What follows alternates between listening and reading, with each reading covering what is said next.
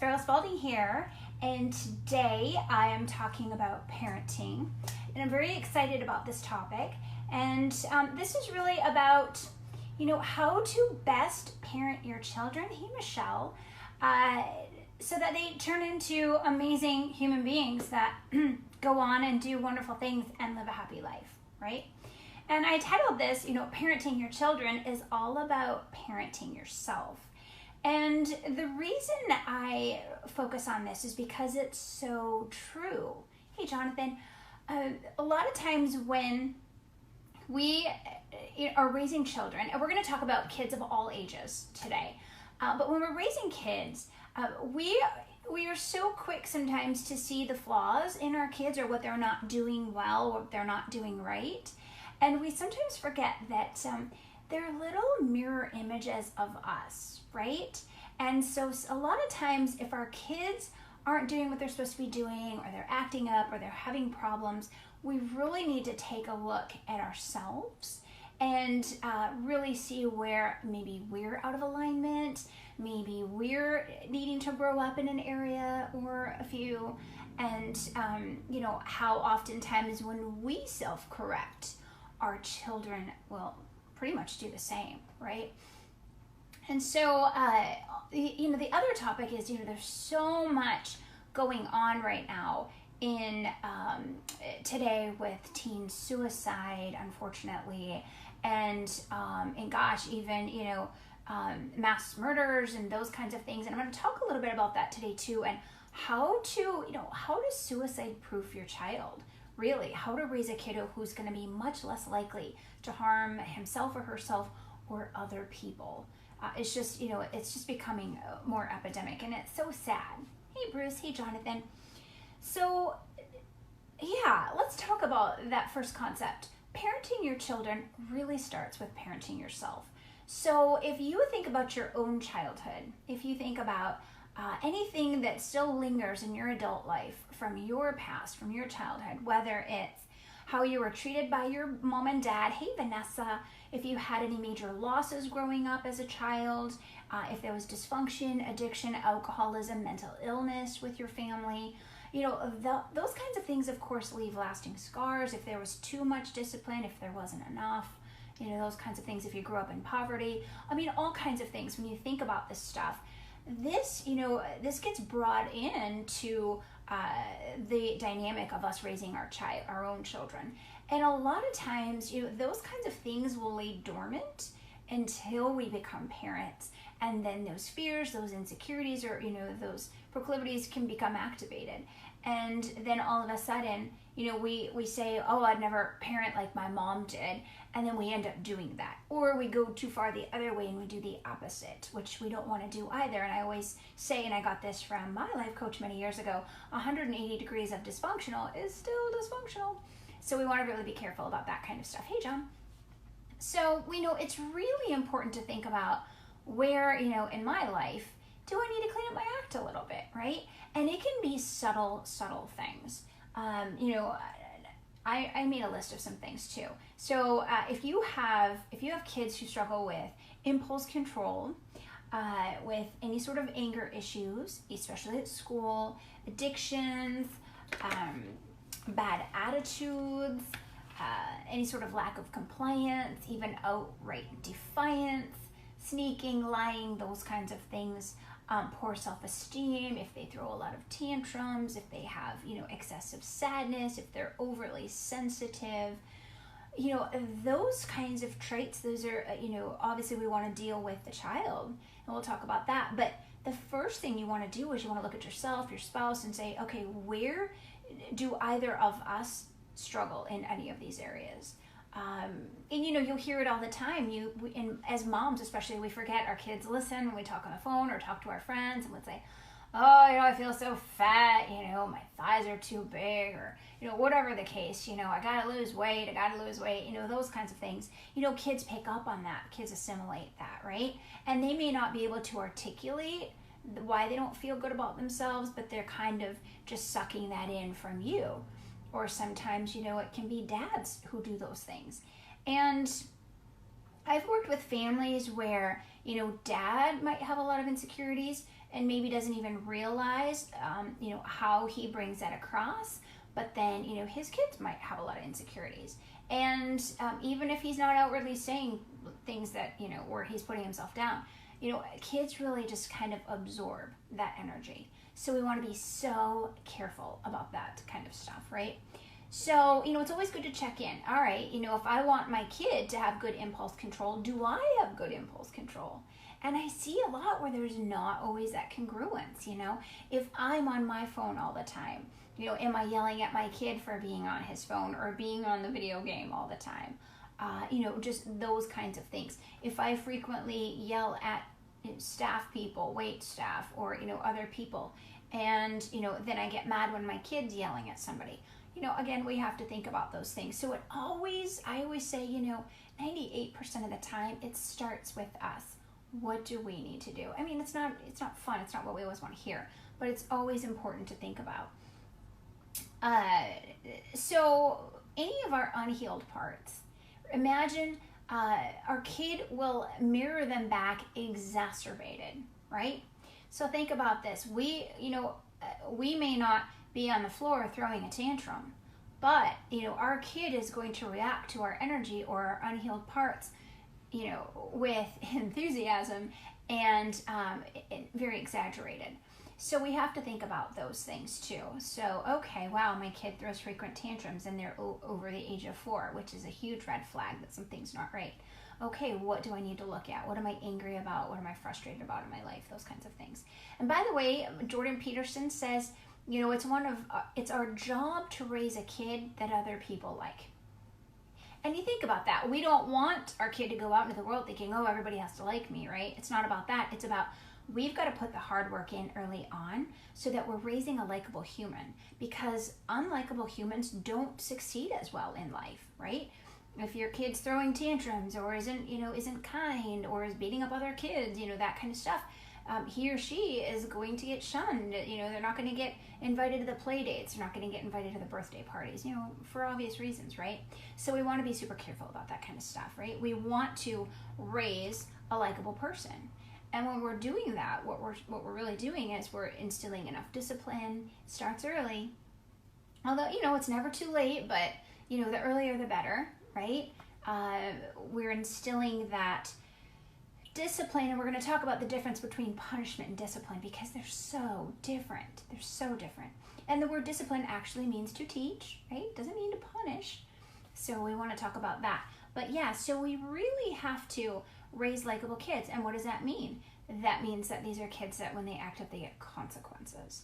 They get consequences. They have to make amends. They have to take responsibility. Now, I am a huge fan, and some of you may have heard me talk about this before. I'm a huge fan of Love and Logic. Love and Logic is an institute in Colorado, so you can go to loveandlogic.com. And they have all kinds of books, they have CDs, they have training protocols, they have all kinds of just materials, amazing materials that really help parents. Hey, Dave, really help parents learn how to, raise a healthy child, how to discipline their kids without robbing their dignity, really and truly. So you want to think about this. Whenever you're interacting with your child, you want to keep your dignity intact, and you want to keep the other person, your child's dignity, intact. So that means, of course, no shaming, no lecturing. We're going to talk about that some more too. Those kinds of things. So we want to keep the dignity intact. We don't yell. It's a form of violence. We don't spank. There's some schools of thought out there that say, if your kid is small and he does something really dangerous, a little swat would probably be a good idea. I'm not really against that, but, the routine spanking and, any sort of physical harm, I think, I just think we're kind of past that in our civilized society, to be honest. I think sometimes when we get angry, that just shows our child that we have a lack of skill in dealing with the situation. And we don't want to show that. Hey, Marcus, we want our kids to think that we're rock stars and that we've got this, right? Because really and truly, you want your child to grow up to want to be like you. If your kid doesn't want to be like you, then that's a problem in and of itself. They need you. They're supposed to have you to look up to, okay? So if you're yelling all the time, if you're shaming them, they're not going to look up to you. And then when they get to the teenage years, that can cause an identity crisis. We don't want to cause an identity crisis for them, especially now. Oh my gosh, look at kids these days. Look at how many kids have a gender identity crisis, for crying out loud, right? I mean, where does this come from just all of a sudden, right? Interesting stuff. But we don't want to exacerbate that. Hey, Steve, we want them to have real strong senses of self. And I'm going to talk about how to establish that. So the number one way to really raise a kid who has a strong sense of self is to give your kid lots of choices early on. So early and often, give a lot of choices. And you don't want to give, a lot of opportunities for choice, okay? For instance, do you want to wear your coat or carry it? This is when they're little. Would you like oatmeal for breakfast or would you like eggs? Okay, so we're giving one or. If you give a kid too many choices, they'll actually, oftentimes when they're little, they'll have a meltdown because they can't decide. It's too many. So two choices. Do you want to wear your coat? Do you want to carry it? Would you like to go to bed now or would you like to go 15 minutes from now? Right? And, it gives, especially for people who struggle with bedtime, that really gives your kid an opportunity to make a little bit of a decision. Oh, I want to go 15 minutes from now. Perfect. Go ahead and set the timer. And when the timer goes off, then it's your responsibility to get yourself to bed. Right? Hey, Jason. So we want kids to be independent and responsible early on. And we want to reward that behavior. So think of it this way too. And if you're telling your kid to do something numerous times, you are failing. It's not the kid, it's you. You're failing. It's because we don't tell kids to do things more than once. We just don't. If we tell them once and they don't do it, we have to change course or we have to give them a consequence. And sometimes it's just like, hey, do you want to unload the dishwasher now? Or do you want to do it, in an hour? Kid says in an hour. Okay, great. You don't remind them. The hour comes and goes. Kiddo doesn't unload the dishwasher. Now you have options. Your number one option is to get angry and irritated. And I say, don't take that option. That is a bad option.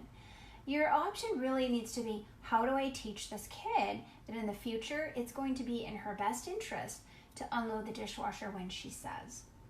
So a good example of this is, all right, hopefully your kid has an allowance. If your kid's over 5, should have an allowance. You can unload the dishwasher and not say a word and then pay yourself out of your kid's allowance. You can pay yourself $2 or $1, whatever the case. And then when it comes time for payday, which I recommend Friday should be allowance payday, and it needs to be in cash, then they can say, oh, why didn't I get my full allowance? Oh, I'm so sorry, but you know what? This day you didn't unload the dishwasher, so I did it. And then this day you didn't fold the clothes, and so I did it. And then you're paying yourself, and then they get the real world experience. Here's your 50 cents for allowance. And then they're like, oh, this stinks, right? So that's an option. We're not yelling, we're not shaming. I told you 6 times, and you never do what I say, blah, blah, blah. That is just terrible parenting. So we just get clever. We get clever, and we're always a couple of steps ahead. And so we don't break a sweat doing it. I don't have to lose energy doing that. I can just say, oh, okay, well, I'm paying myself, right? Teach you a lesson. If you do that a couple of times and it doesn't work, then we find some other clever way, right? But the thing is that we can find a way that doesn't involve going through the same old tired routine. Okay, so that's the premise of Love and Logic. Love and Logic is really about being 3 to 4 steps ahead of your child at all times, right? Kind of like chess, right? You're strategizing. And the strategy is to make them likable and to learn. Yes, of course, Dave. I'd be happy to chat with you about this. Oh my gosh, it's one of my favorite topics. Hey, Tommy. So, this is just, it's so fascinating. When I see parents flip-flop their parenting and start doing it the Love and Logic way, I see kids just blossom like nobody's business. And then I see parents just so much happier. And then they have so many more opportunities to actually be proud of their child and to spend, quality time with them without being frustrated, without being irritated and angry, right?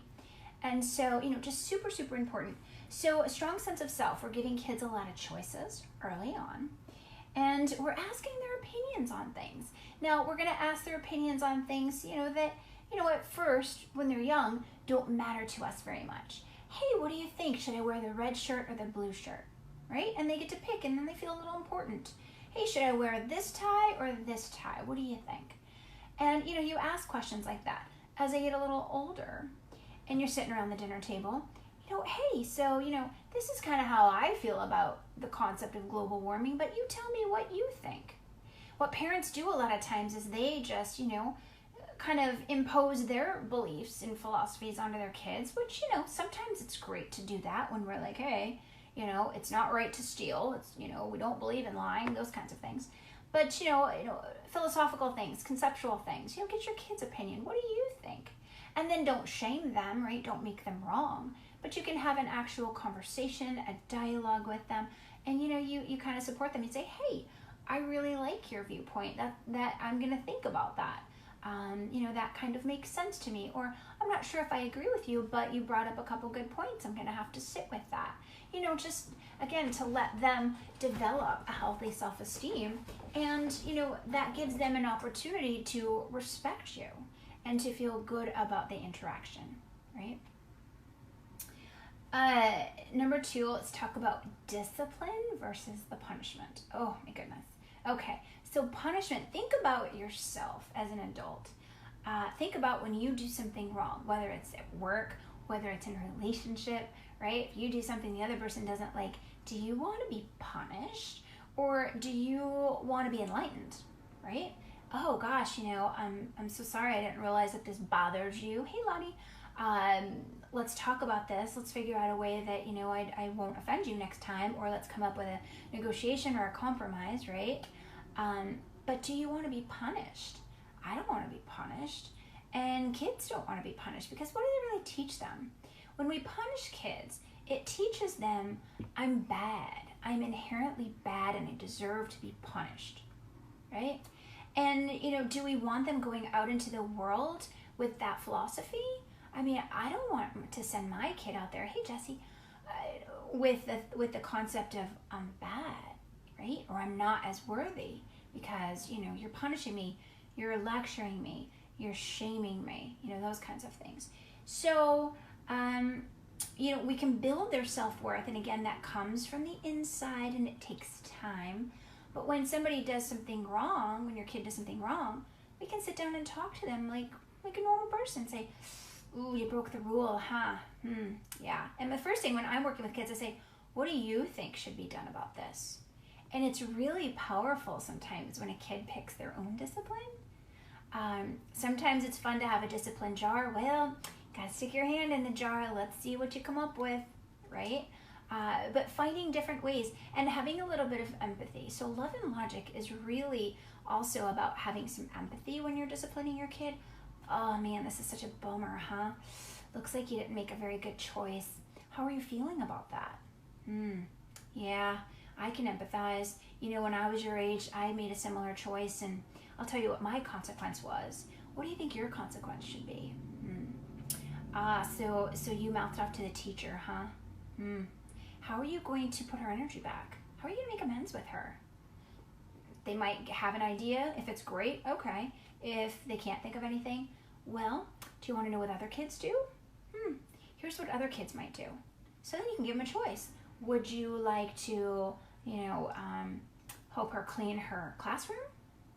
Or would you like to take your allowance and buy her a nice present, right? There's an option. So, but again, we're not letting kids off the hook. We yell at them, we ground them, we think we're doing a good job. They're not learning much. What they're learning is, wow, I really know how to make mom and dad mad, and I know how to get myself in trouble. I'm not a very good kid, and I don't really like mom and dad very much because they're yelling at me and they're grounding me, right? And I'm not saying grounding isn't appropriate at sometimes. Hey, Adele. But really and truly, we want them to learn from the experience. And we want them at the end of the day to actually be able to redeem themselves. That's a huge part of parenting and discipline, is letting your kid redeem themselves. And I'm going to give you an example of that.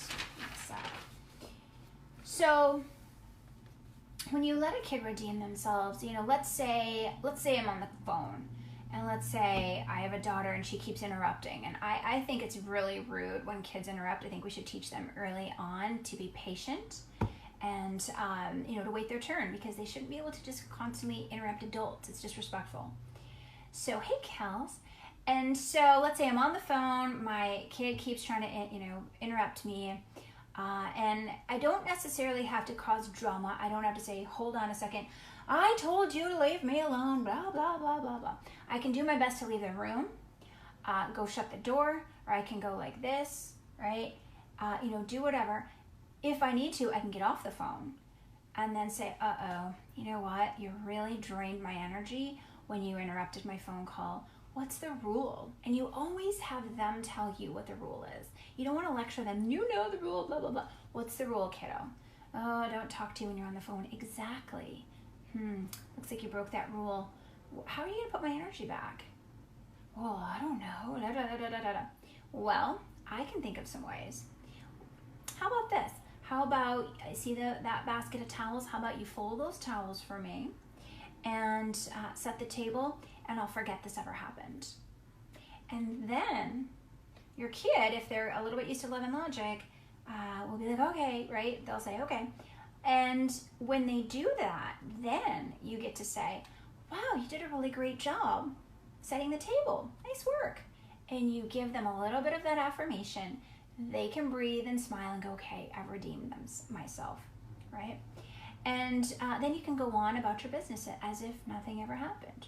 Because in essence, nothing ever did. They acted up, you gave the consequence, and you specifically said, oh, that drained my energy. Because you want your kids to respect your energy. I'll tell you, if you hang up the phone and yell at them, they're not going to respect you as much. But if you just go, ooh, because you're in charge, you're in control, ooh, that really drained my energy, but you're still not breaking a sweat, then they're the ones that are like, ugh, yikes, right? But I'll tell you what, if you do this or if you do this, right? Sometimes, here's another just little technique. Sometimes, a lot of parents put their kids into timeout. And I always say, sometimes timeout is good, but sometimes it's even better if you give yourself a timeout. Oh my gosh, kiddo, right now, you're really draining me and I need a break from you. So I'm going to take a timeout and I'll smell you later. I'll catch up with you later. Kids hate it. They hate that. And sometimes your kid will follow you. If you go to your room and shut the door, they will cry, they will scream, they will throw themselves against the door, especially if they're younger. And that's okay. That is okay. You just let them carry on. They will learn real fast. They'll learn real fast, especially if you're quiet, you don't open the door for whatever. I've seen kids, say, I just threw up, you have to come out. Nope, you don't come out. You have to win that one. But over time, it really teaches them, like, wow, mom and dad really care about their personal space, and I can't come in and contaminate it. I can't be toxic and contaminate their space. So, it's usually one of those that doesn't take very long for them to comprehend. They'll learn it pretty quick. So, just another one there. So, number 3, and this is especially important for teenagers because we don't really see the consequences of this until later on, or at least I don't in my practice, but raising kids with a faith. So important, so important. Now, it doesn't have to be a specific faith, right? You could be a Christian, you could be a Buddhist, you could be a Hare Krishna, like, a faith. Hopefully it's not something that's like over the top, cultish, right? I'm not sitting here talking about Scientology, people. But a faith, a belief in something greater than themselves, okay? And not just, conceptually talking about it on, every Sunday at church and then not living it, but something that you routinely talk about at the dinner table and, really reinforce. Because by the time kids get into high school, middle school, and high school, if they do not feel connected to something greater, if they don't have any understanding or concept of why am I here, that's where they get really lost. And that's where I think they can become some kids can become a huge suicide risk, especially if those are the kids who are deemed depressed, they're taken to the doctor or psychiatrist, put on medication, and a lot of pediatricians, by the way, will prescribe antidepressants. And we know from reading the literature that kids or teenagers on antidepressants can be more likely to commit suicide. It's a scary, scary thought. So we want to be so careful with that medication. I mean, I'll tell you, in all of my years of practice, I don't think I've ever come upon one child who I thought, yeah, this kid needs to be medicated. Maybe a couple of adults, but never a kid. You know, there's always something that we can do to improve the situation. But again, by the time they reach those teenage years, it's like they just feel lost. So super important. Again, if you want to go to church, that's great. I think you can have a faith without having to do the church thing if that works for you. But again, we talk about it. And maybe, you do a lot of volunteer work. Or, go out in nature. For some people who just say, religion's not my thing. Okay, religion's not your thing, but what about nature? Hey, teaching our kids, we're living creatures. We're all part of nature. Let's go plant some trees. Let's go pick up trash in the neighborhood. Let's go hike and maybe do a meditation, something. It just has to happen. And I think what happens is, we just get so busy in our everyday lives. We get so stuck in survival mode, working, dropping kids off at school, picking kids up at school, wasting brain cells in the pickup line every day. It's just, then shuttling them to sports. And in our society, I'm not quite sure why we put so much of an emphasis on sports for kids and not enough of an emphasis on the faith-based stuff, on, hey, we're going out for a hike in nature, we're going to go do this, we're going to go do that. There's this sports stuff that just, I don't know what it is, something that takes over parents' brains, that this is so important for kids. I'm not saying it's not important. What I'm saying is it's not the most important thing, right? Because a lot of these kids who end up committing suicide are kids that have played sports, right? And, the sports are not the end all be all. And a lot of times when they play competitive sports, you need a really strong kid, by the way, to play competitive sports. Otherwise, they can just, if they don't have a strong sense of self, they're going to be so focused on winning sometimes and the achievement and, oh my gosh, I'm empty if I don't win, if I don't get to the top, I'm worthless, I'm less than. That is the last message that we want to send to kids, right? Because sports, my gosh, they're supposed to be fun. Now, I know these days, kids can get scholarships for sports and all of that, which is wonderful. However, we got to look at what is the price? What is the price we pay? And if you have a kid who plays many sports, again, I can see the value of wanting your kid to be exposed to all those things, but where are they lacking in other areas? Where are they lacking? I'm going to come back to that because actually that's going to be the next one. So, I want you guys, and as you know, if you watch my lives, I always want you to be taking notes, writing stuff down. Think about, if you have kids, think about the ways that you can help them feel more connected to the earth, more connected to something greater. The cosmos, if you're a Christian, talking about your faith, or if you're a Buddhist, or if you're, whatever the case, talking about your faith, what it means to live this lifestyle, how important, it is that they were born into this earth and, that we're meant to do good things. These are very important conversations to have, okay? So, and, sometimes it requires turning off the television. And that is okay. Turn off the TV. Hopefully when you're at the dinner table, if you are at the dinner table, hopefully you're really at the dinner table. You're turning off electronics, you're turning off television, you're minimizing distractions, and not only are you just talking about your day, and hopefully it's not an incredible bitch fest, if you are, Helen, but it's also a great opportunity to talk about, hey, what are we going to do for the planet this week? What are we going to do for the less fortunate this week, right? What are we going to do also for ourselves this week, right? Because life isn't always just about living it for other people. It's also about teaching your children how to, do something kind for them, for themselves, or for their loved ones, for their family. So super important conversations to have there. All right, number 4, have your kids always learning new skills, okay? This is going to increase their self-esteem exponentially. And it's not, it's not that we want them to be human doings and not human beings, right? Because we want them to have fun. We want them to have downtime, relaxation time, right? But we want them to be learning skills. I can't tell you how many kids I come across these days, and teenagers especially, that they don't know how to do anything. I mean, literally, they don't know how to do anything.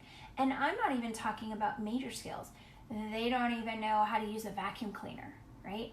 I worked with a kid not long ago who was doing some projects with me at my office, and I said, hey, could you sweep, the room? And I gave her a broom and a dustpan. She legitimately, I think she was 15, did not know how to use it. She said, well, I only know how to use a Swiffer. And I was like, I don't have a Swiffer. I'm like, let me show you how to use this broom. She was so awkward using it. I laughed, but I felt so sorry for her on the inside. I was like, how do you not know how to sweep something? Oh my gosh. So had to teach her that. But yeah, she had only ever used a Swiffer. Yikes. But I'll tell you, I have a friend who has a daughter who is about 10, and she's homeschooled. And they kind of live out on an acreage. They have animals. They have, they grow things. It's kind of fun. And like I said, she's homeschooled, but she does 4-H and all kinds of, little fun things in her community. And I was over at her mom's office the other day, and she had all of these projects laid out that her daughter was entering into the fair. And I was like, your daughter made all of these? And she's like, yeah, we helped her here and there. There was a welding project. There was a piece of furniture that she built.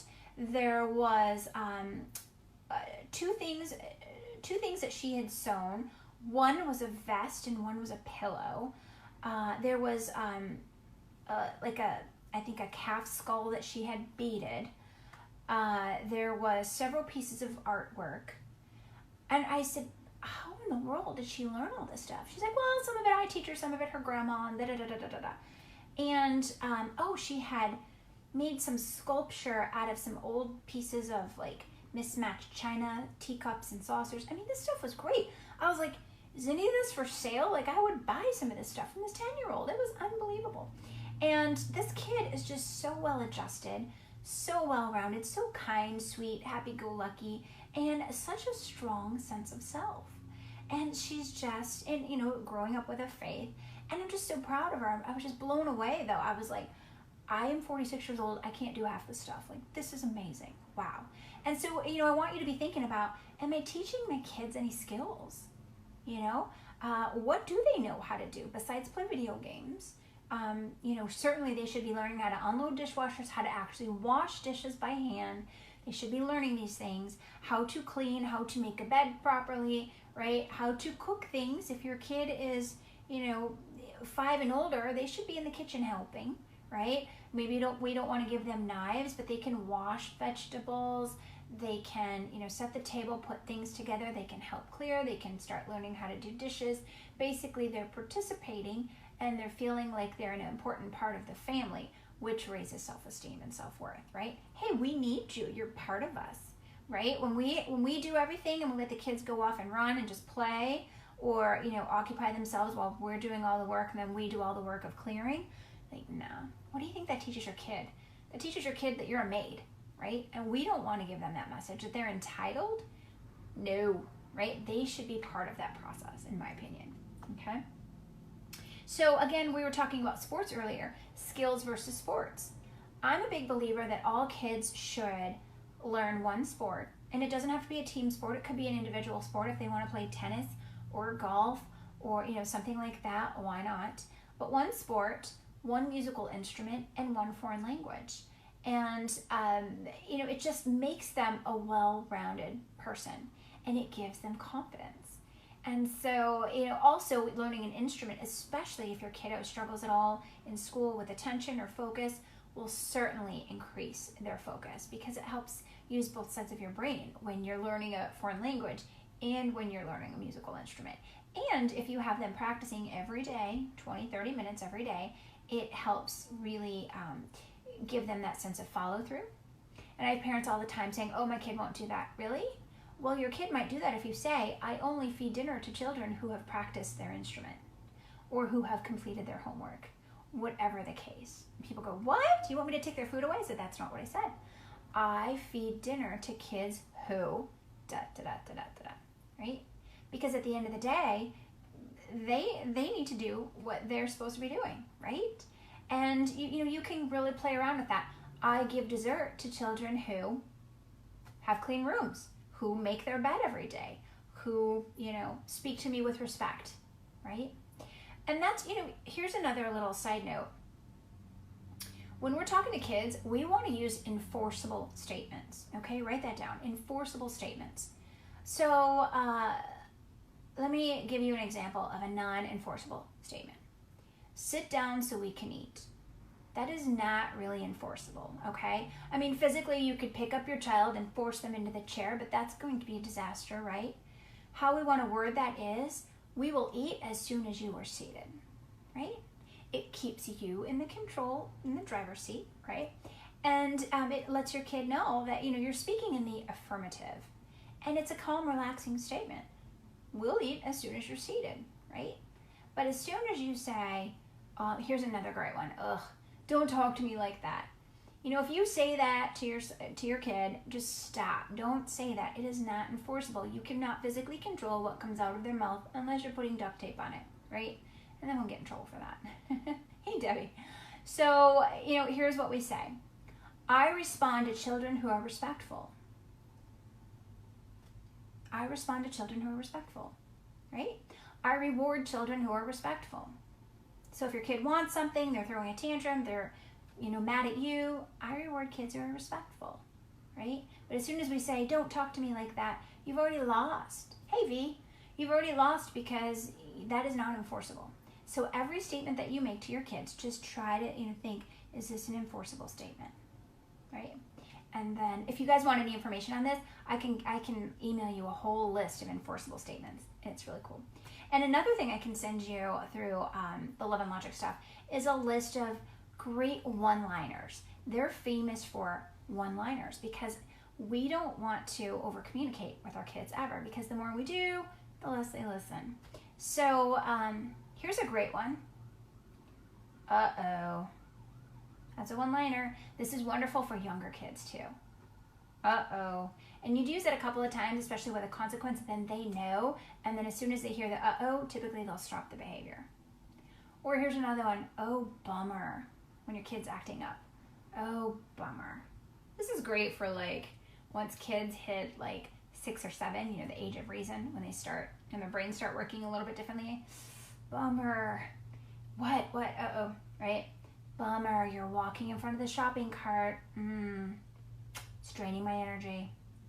And so I can say a million times, don't walk in front of the cart. Don't walk in front of the cart. And guess what they're going to do? They're going to walk in front of the cart. It's not an enforceable statement, right? So, yeah. Oh, I'll give you a quick little tip. So, going through the grocery store, and this is when kids are younger. This works great. And you know how when you go to the grocery store and your kid wants the cookie? Never get them the cookie until the very end, right? You can say, well, I'll grab the cookie, and if you have great behavior in the store, I'll give it to you on the way home or when we get home, right? Never give them the cookie in the store, because then it gives them a great opportunity, unless they're young, right? And they're sitting in their high chair still, or sitting in the cart still. But anyway, so kid walks in front of the cart, and they get their foot hit, and you go, oh, bummer. Is that what happens when you walk in front of the cart? You hit me. Nice try. That is a beautiful one-liner. Write that one down. Nice try. Right? We're not going to take that responsibility. You don't love me. Nice try. You love so-and-so better. Nice try. Or here's another great one. I love this one. What do you think I think of that? Especially when they're like, oh, I always get in trouble and he never does. What do you think I think of that? That really catches them off guard, and then they have to stop and really think about what that means, and then you're just like, no. So one-liners are great. Oh, energy drain. That's a good one. And then your kids are like, oh no, what did I do? Right? They know. here's a great one when they're complaining about dinner. Well, maybe you'll like what we're having for the next meal better, right? I mean, I could go into a giant diatribe as to when I was your age, I had to eat chicken liver. That's not going to work, right? Unless you just want to torture your child, which there's a time and a place for that too, right? Because they mentally torture you all day. You can mentally torture them with that. But, what's really more effective is just to be like, well, maybe you'll like what we're having for the next meal better. And then I go, well, I'm not eating this. Okay, right? Hope you ate enough to get you to the next meal. And so then what you can do, you take the plate, you put saran wrap on it, you put it in the fridge. And because later on they're going to be like, oh, I'm hungry. Great, I saved your plate. I don't want to eat that. And then you go right back to the other one-liner. Well, maybe you'll like what we're having for the next meal better. But I'm hungry now. I bet that's true. I bet that's true. So again, another one-liner. And you're not going to argue. You cannot argue with one-line statements like this. They're just inarguable. Okay? So just, little side note to remember. All right, so number 5, have fun with your kids. Have fun with them, right? So if we're really trying to build that strong sense of self, we have to plan fun activities with our kids. And when I work with families, I have them use a giant whiteboard. And on the whiteboard, we come up with a team family name. We put our list of family values, right? We come up with 10. And each week we work on a different one as a family. And then each person in the family has their own little box, which has a picture of them, what they're working on, and all kinds of fun stuff. And then always on the board is something that the family's going to do that they're looking forward to, right? So really important. And it's important to let the kids also pick. So you want to talk about these things as a family. Okay, well, last week so-and-so picked, so now this week so-and-so gets to pick, right? Because a lot of times parents will be like, oh, I don't want to do this, or I don't want to go here, especially dads. Dads like to be like, no, I don't want to do that. But, you gotta be a little open-minded. And as dads, I want you guys to remember this, as dads, it's important that your role is to expose your kids to as many things as possible to help them discover their passion and their purpose. So a man's role in a child's life is to really help discover passion and purpose. A woman's role is caring and nurturing. And again, I'm not saying these can't overlap by any means, but just historically and, symbolically. Women, we're the ones who think about making the doctor's appointments, right? Who think about what our kids are eating more often. Not saying that men don't think about that, because they certainly do.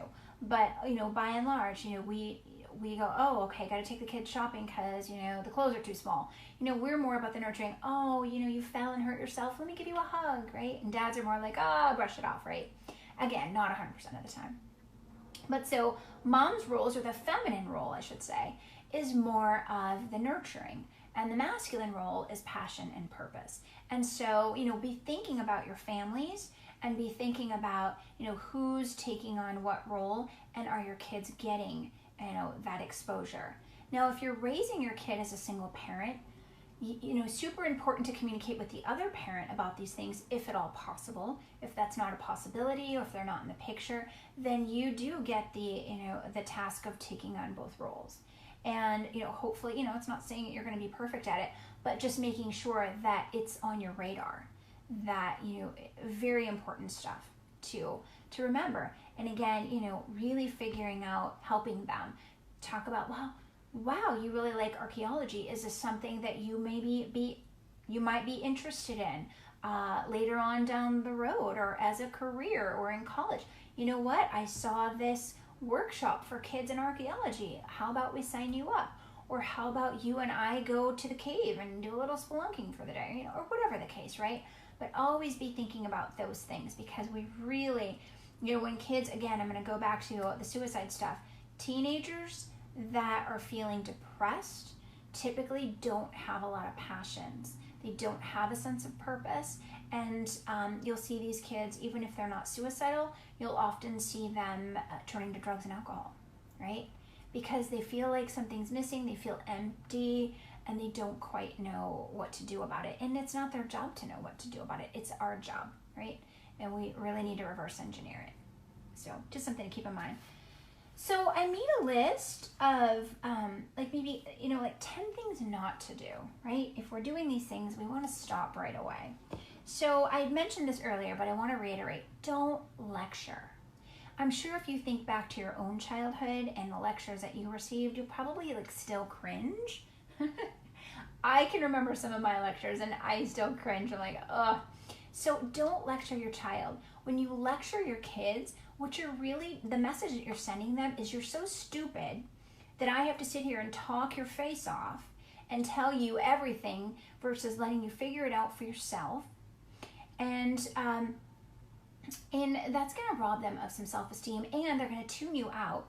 So the more words you use with your kids, the less likely they are to value the words that you're using. So you want to be really concise when you're doing any sort of disciplinary action with your kids. As few words as possible. And then, always get them asking. They can ask you, and you're like, oh no, when they do something. Get them asking you, what? Wow. This behavior really catches me off guard, and I'm not sure what I'm going to do about it. I need to think it over. Like, let them kind of worry about it a little bit. And that's the thing. A lot of parents think they have to solve a crisis in the moment, and you don't. Especially after a kid is like, and I would say over the age of 4 or 5, you can use what's called the delayed consequence, especially for teenagers. I mean, it works great. I'm going to have to really think about this. Don't worry, I'll get back to you. And then just vacate, give it some thought or change the subject. Let them sit on it, But yeah, lecturing just tells your kid that you are not smart. You're not smart enough to figure this out. I'm going to have to, keep telling you over and over and over again. So let's not do that. It's shaming a lot of times.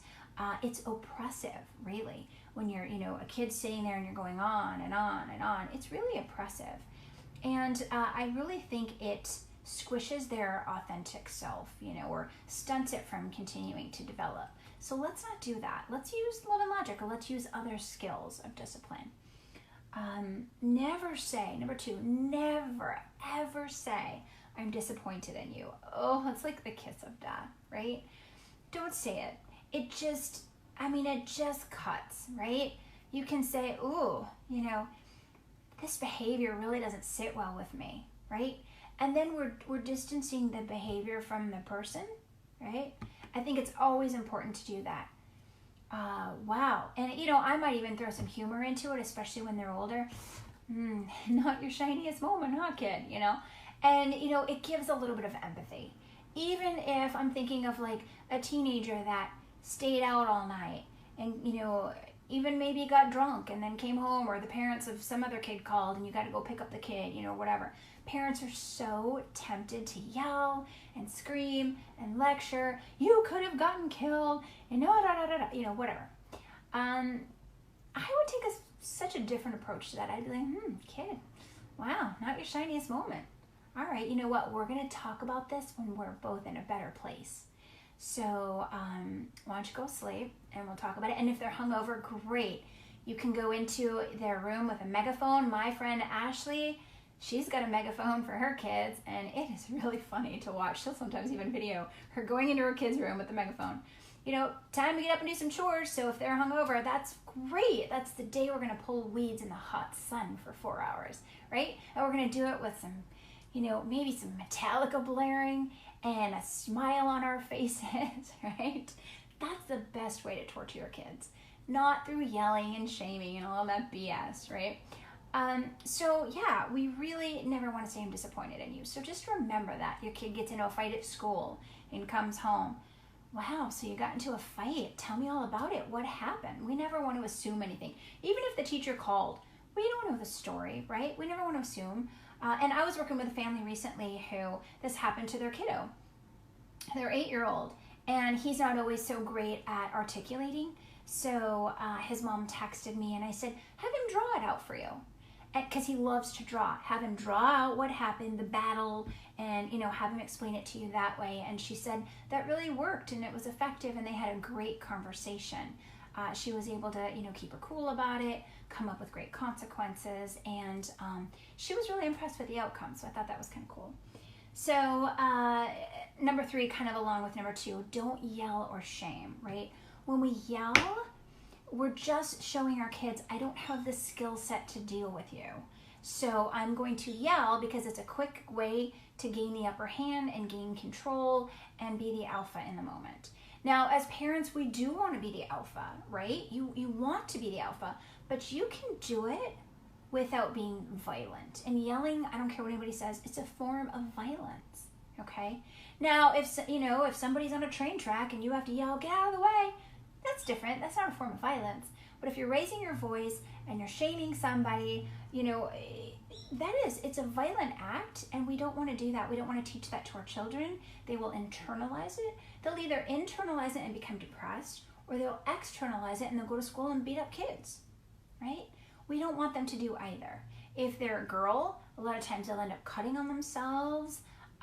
We don't want that kind of behavior, right? So get rid of the yelling, get rid of the shaming. There's a lot of things that people say that are just shaming. God, I can't believe you did this. How could you do this? Sometimes parents make their kids' behavior about them. How could you do this to me? It's like, it's not about you. Stop with that. Find out, ask questions. As parents, I feel like a lot of times we need to ask more questions and listen better.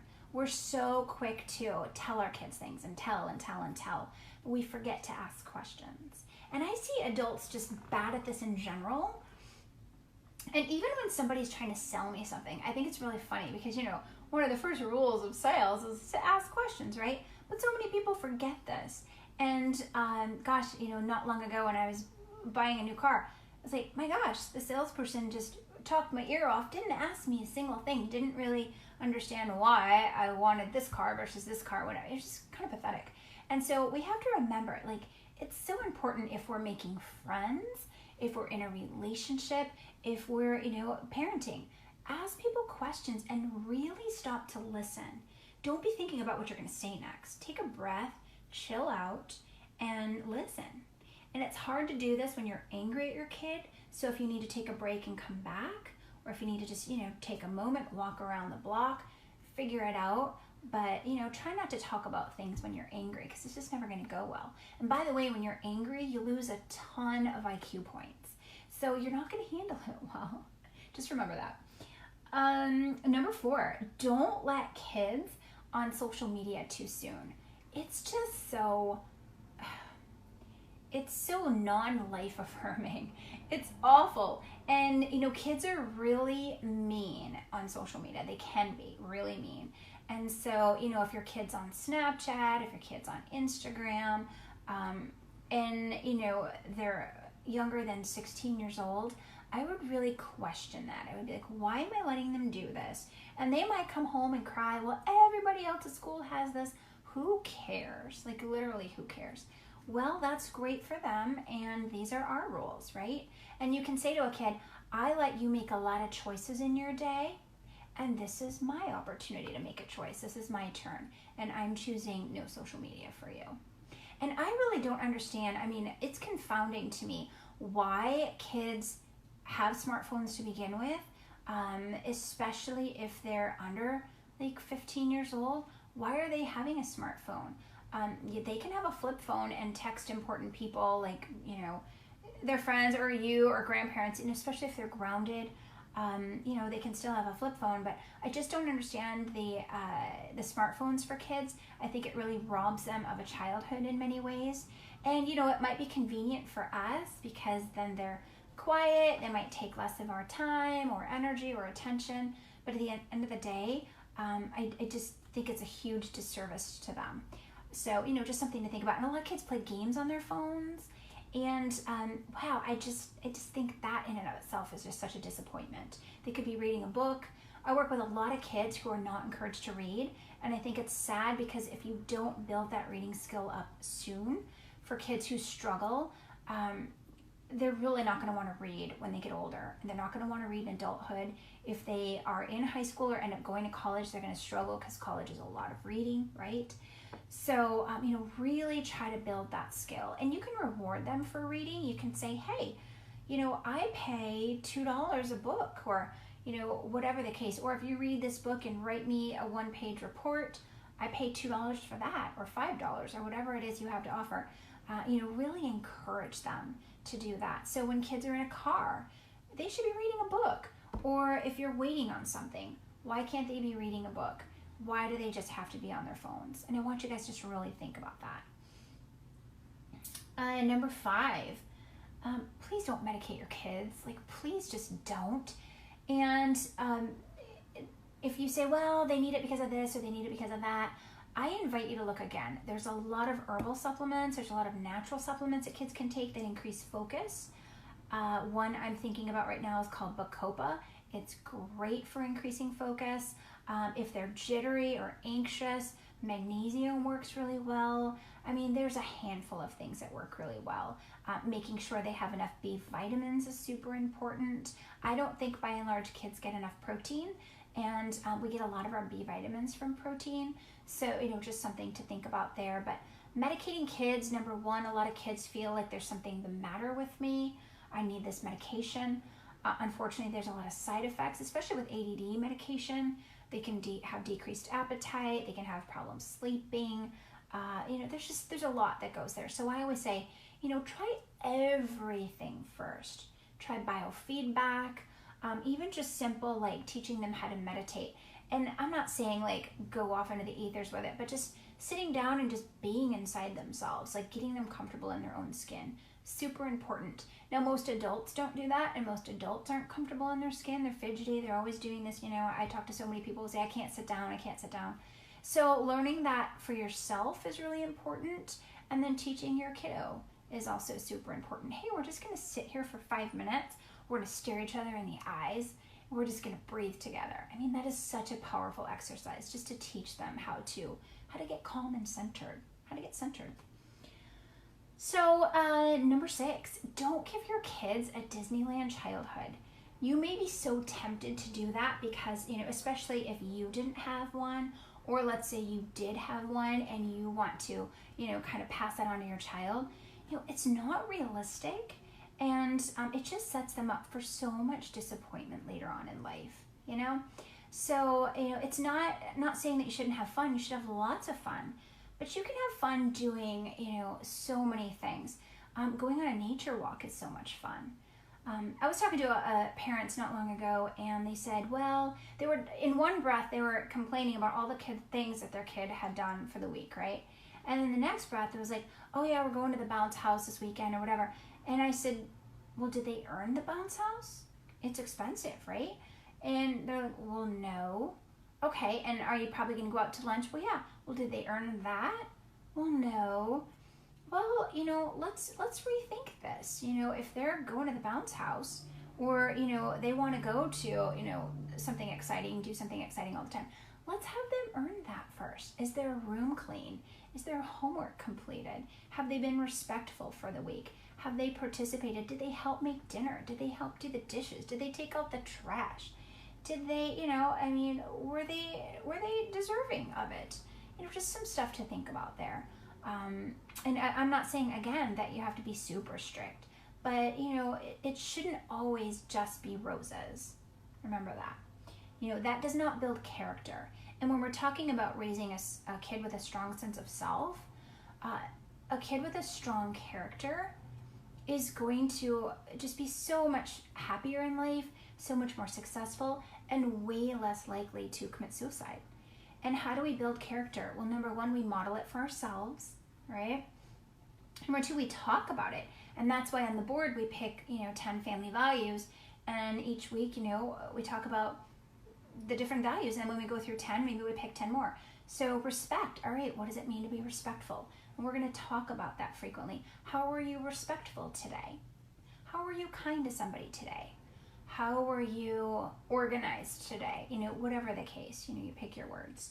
So super important. Number 7, don't let kids run the show, okay? I see this all the time where kids just run the show. They just do whatever they want to do. They interrupt their parents all the time. They throw fits.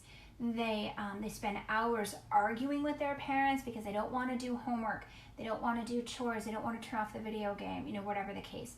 But you can't let them run the show. You've got to be in control. You have to be the boss. And, it's a full-time job when you have kids. It's a full-time job. You don't get to take that hat off very often. Now, if you have two parents in your home, which hopefully you do, you can take turns. You can say, oh my gosh, I've had enough. Please take over. I'm vacating. I need a break. And that's great. But you have to be the alphas. I'm thinking of, I think his name was Sal Minuchin. I think he was an Argentinian psychologist who came up with a theory of structural family therapy and integration. And his theory is mom and dad always have to be at the top, and then kids are here, and then pets are here. And, if your kid is thinking he's up here with you, that's a problem. That's a problem. He can't be up there with his parents. He's here. He's still learning and growing, and parents have to be in charge, okay? So never ask your kid, what do you want for dinner? Never ask that. But you can say, would you like this or this for dinner? Or, hey, I'm making steak. How about you pick the vegetable? Would you like carrots or would you like broccoli? Okay? So they're involved, but they're not running the show, okay? Super important.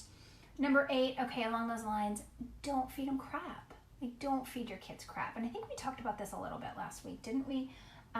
Or don't let your kids become sleep deprived. Hey, Tony, if you let your kids become sleep deprived, number 1, they're going to be way more likely to get sick. They're not going to be able to focus at school. Their behavior is going to be terrible. And then, if you're feeding them junk food on top of that, so they're sleep deprived and they're eating junk food, it's like, are you just trying to raise a monster? What's going on, right?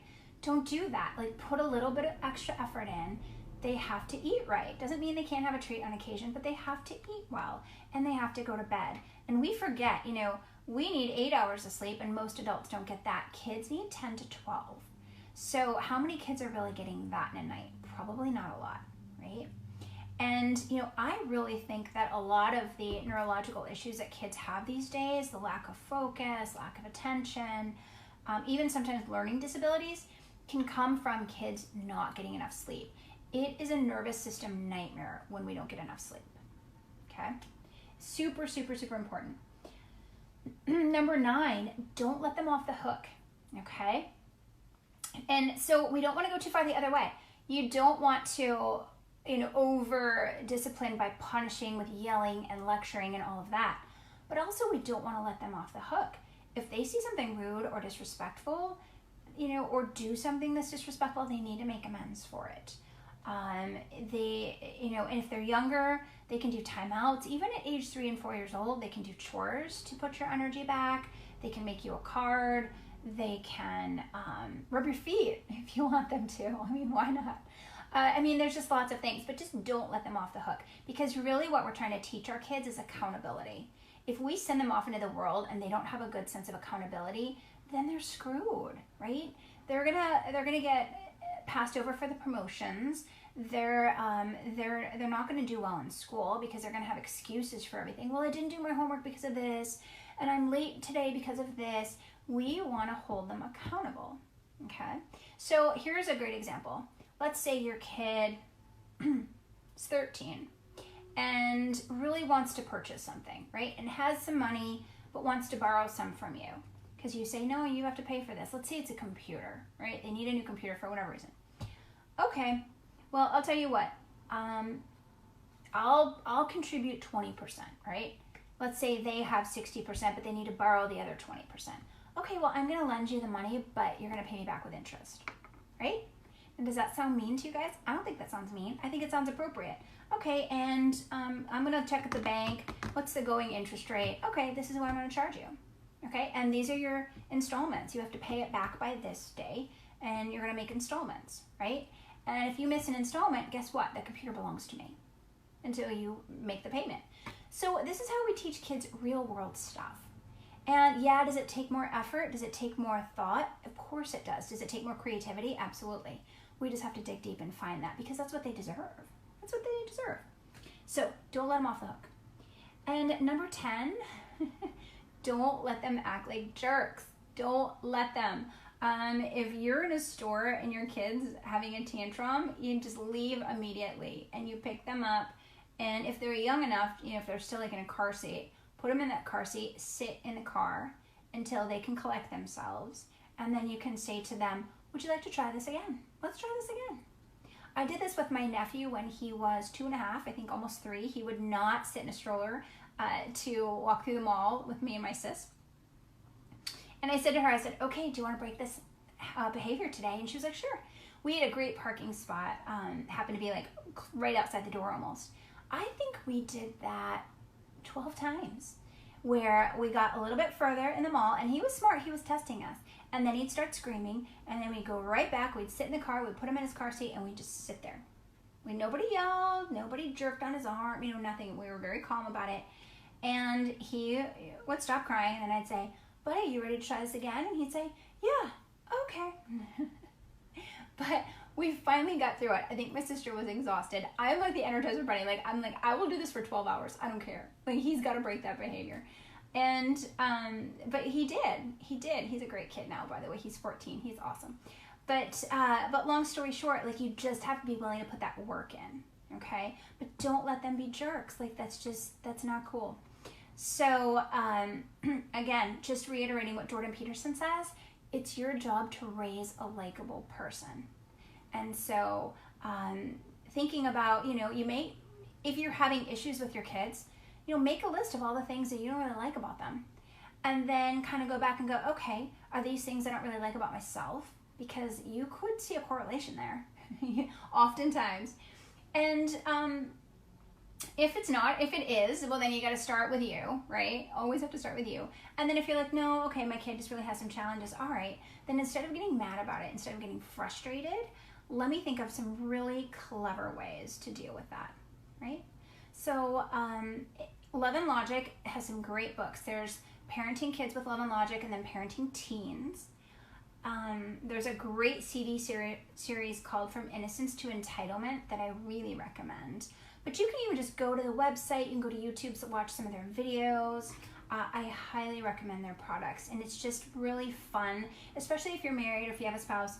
Sit down and listen to the DVDs or the MP3s with your spouse. You can pour a drink. There's a lot of funny stories. You can laugh, and you can think of ways to, kind of discipline your kids that, again, don't involve anger, don't involve drama and stress and frustration and nagging. Nagging is the worst. So just remember that. Never ask your kid to do something more than one time. And if you're nagging, you're enabling. Don't want to enable your kids. And I'm sure all of you guys realize and know that this is the weakest generation of kids that we've had in the history of humans. Physically, they're weak. How many kids now are getting sick all the time? They have peanut allergies, they have asthma, they have all this. Physically, they're sick. Emotionally and mentally, they're weak. They're weak. And that's not the kind of kid you want to raise. You want to raise a strong child. You want to raise a strong-minded child. If you have a strong-willed child, they're more challenging to raise, but I'll tell you, they're going to be more successful in the long run if you discipline them properly and if you really foster that strong-willed center of them in a positive way. They will thrive. And it can't turn into a battle of wills, okay? It can't. And if you're fighting with your kids a lot, I want you, this is the last bit of information I'm going to leave you with. If you find yourself fighting with your kids a lot, I'm going to tell you what that often means. It often means that that's where you got stunted in your own growth and development at that approximate age, okay? So if you have an 8-year-old and you fight with that 8-year-old all the time, there's probably a part of you that was damaged somehow at the age of 8, and they're triggering you. They're triggering. When moms and teenage daughters fight a lot, it's typically because that's where, if it's a 14-year-old daughter, that can be where mom stunted some of her growth as a teenage girl at age 14. And so now they're butting heads. And so if that's the case, you really want to take a look at yourself and say, okay, where do I need to grow up? Because we really shouldn't be, fighting like that. Your teenage daughters, oh my gosh, they need their moms so much. High school is so hard. Being a girl is so hard. I'm not saying being a boy is not hard, it is, but being a girl is so hard with boys all the time asking them for nudes, I know people giving them drugs or offering drugs all the time. I mean, it's so hard to be a teenage girl. So if you are fighting with your teenage daughter, then they're not going to turn to you oftentimes when they really need you, and you don't want that. You want them to come to you for support. You want them to be able to tell you things, even hard things, you know, if they've lost their virginity, if they're thinking about doing it, if they've tried drugs or alcohol, and you don't want them to not be able to tell you those things. And if you're arguing a lot and like picking them apart, and that happens a lot with teenage girls, by the way. Their moms will pick them apart. You have too much makeup on. Or I worked with one girl, her mom said, you don't wear enough makeup. It's like, oh my gosh. You're not washing your hair enough, or those clothes are too tight, or this. I mean, they literally get picked. And obviously it's because the moms want the best for them, but they internalize that as they're not good enough. So, you know, just something to think about there. So hopefully this was helpful for you guys. Let me know if you have any questions. Drop me a line. I love to do topics on parenting, so I'll be doing another one probably here in a month or so. But this was really fun. Thanks for sticking with me for an hour. Oh my gosh, we went a little bit over. So thanks for sticking with me, and we will see you next time. Take care.